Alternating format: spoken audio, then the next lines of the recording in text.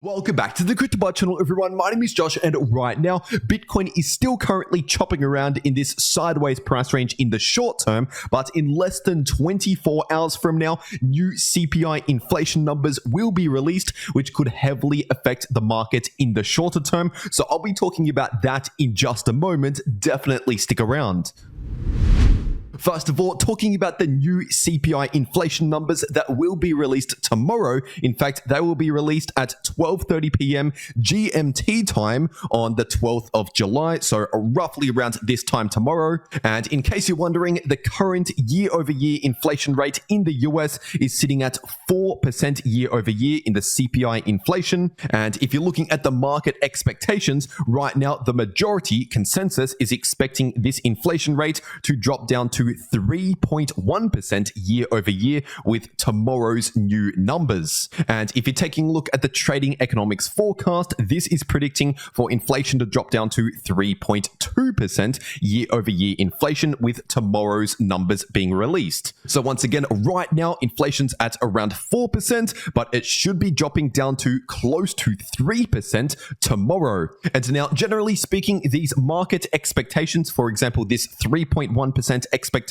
is pretty much already priced in, which means if we end up seeing a number that is far away from that expectation, we could see a lot of volatility in the shorter term. And typically, if the inflation number comes in underneath expectations, that is considered bullish, at least in the short term. But if the number comes in above those expectations, that is considered bearish. And the reason behind that is because if inflation comes in lower than expected, that means interest rates may not have to go as high as what we previously thought. And basically, the higher interest rates are, the more bearish that is for the economy and for markets. And the lower interest rates are, the more bullish that is for the economy and for markets. So essentially, if inflation drops faster than expected, rates might not have to go as high, which is seen as bullish. But if inflation comes in higher than expected, then it might mean rates have to go higher than what we expect, which is more bearish for the economy and for markets. So basically, if we end up seeing a number underneath around 3%, so if we see anything in the 2% range with tomorrow's new numbers, then we should end up seeing some bullish price action, at least in the short term.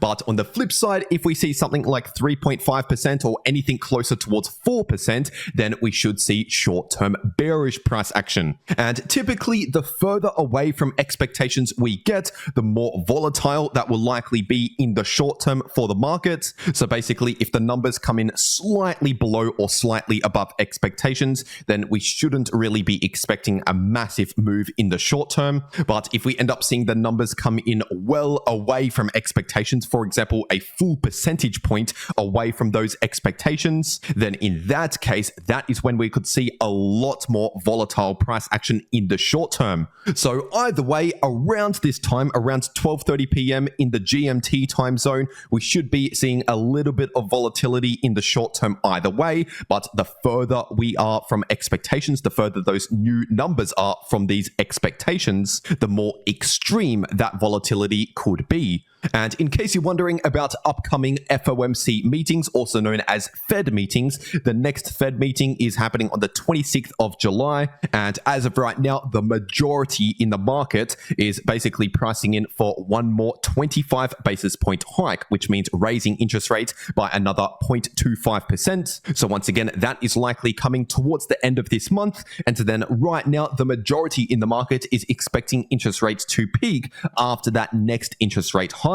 So basically, the majority in the market is pricing in for one more 25 basis point hike and then a pause in interest rates for quite a few months. And then in early next year, we're likely going to see interest rate cuts, meaning interest rates coming back to the downside. But obviously, between now and then, these probabilities can change based on new inflation numbers coming in. Because once again, if inflation comes in underneath these expectations and drops faster than than expected. That means the Fed may not need to raise rates as high as what we previously thought and could begin rate cuts quicker than what we think. Whereas on the flip side, if inflation stays relatively high and does not drop down towards these expectations, then in that case, rates could go a little bit higher or potentially stay higher for longer. And as always, I'll make sure to tweet out those new numbers as soon as they get released tomorrow, within 1 minute of those numbers being released over on my Twitter. So make sure to follow me on my Twitter. The link to my Twitter is in the description down below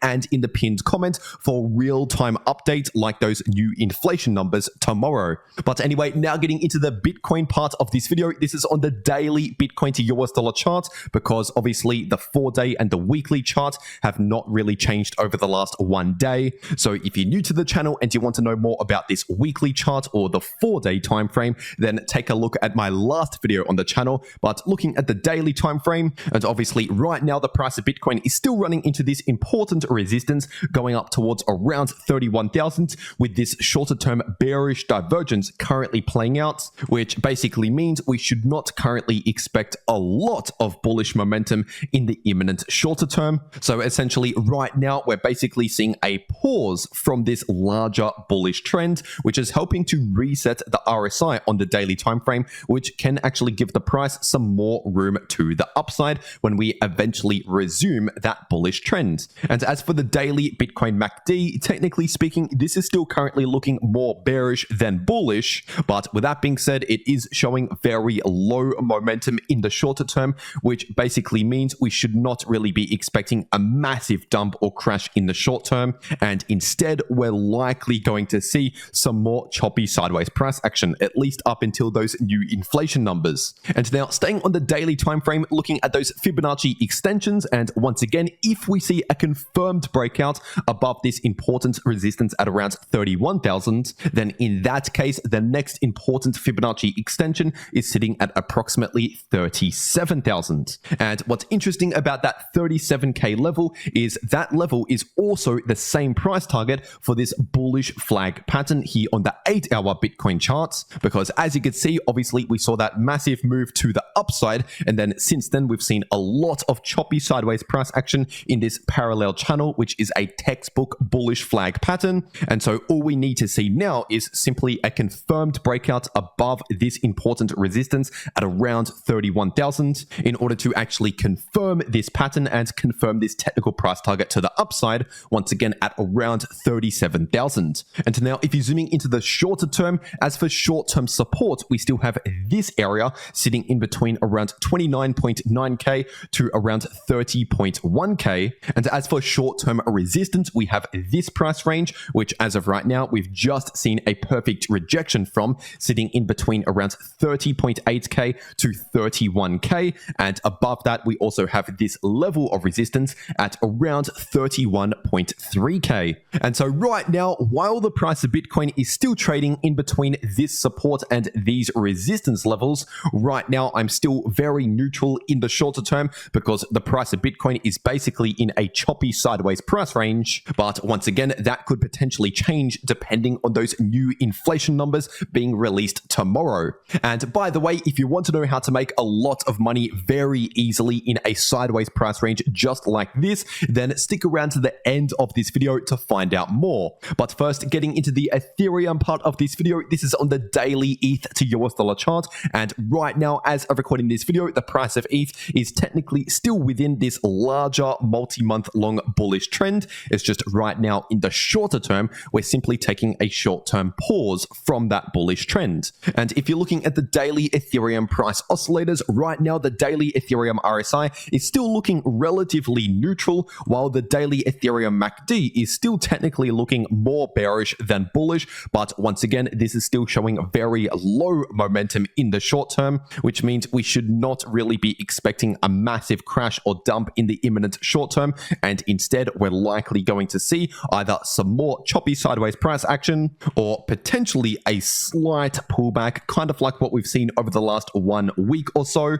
But remember, as of right now, this is still all occurring currently within this larger bullish trend. And now, if you're staying on the daily time frame, looking at these Fibonacci levels of support, we have the 23.6% Fibonacci level of support sitting sitting at around 1820. And below that, we have the 38.2% Fibonacci level of support sitting at around 1640 approximately. And now, if you're taking a look at the 12-hour ETH to US dollar chart, technically speaking, this bearish divergence is still currently active because as of right now, the 12-hour Ethereum RSI is still technically trending to the downside as it is forming lower highs and lower lows, at least for now. So overall, in the somewhat shorter term here, I would still not be expecting a lot of bullish momentum. But like I've said, over the last 3 to 4 days, just in the imminent shorter term, we could see a very slight bullish relief due to the fact that we do actually have a hidden bullish divergence right here, because as of right now, we have confirmed higher lows in the price of ETH in the 12-hour candle closes, while also confirming lower lows in the 12-hour Ethereum RSI. And so once again, that is known as a hidden bullish divergence, meaning we could be due to see that slight bullish relief. But the reason why I'm saying a slight bullish relief and not a massive bullish move is because usually a hidden divergence is not as strong as a regular divergence. So this is why we're seeing somewhat weak bullish price action in the short term. But overall, once again, I would not be expecting a lot of bullish momentum simply due to this active bearish divergence on the 12-hour time frame. And now, if you're looking at the 6-hour ETH to US dollar chart, obviously over the last 1 day, we have seen a bit more of a spike to the upside, which could potentially help to form this right shoulder. But as of right now, this potential head and shoulders pattern on the 6-hour time frame is not yet confirmed anyway, because we're still holding above